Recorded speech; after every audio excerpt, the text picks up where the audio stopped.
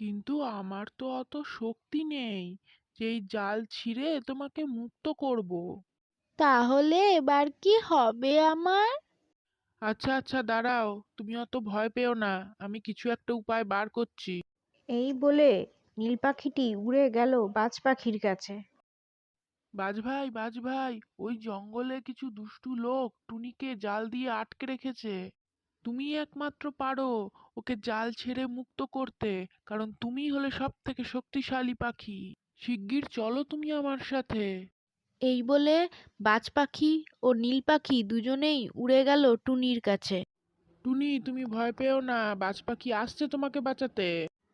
এরই মধ্যে বাজ এসে তার সর্বশক্তি দিয়ে জাল ছিঁড়ে উড়িয়ে নিয়ে চলে যায় এবং টুনিকে মুক্ত করে দেয়। তোমাকে অনেক ধন্যবাদ বন্ধু, চলো এখান থেকে শিগগির পালাই।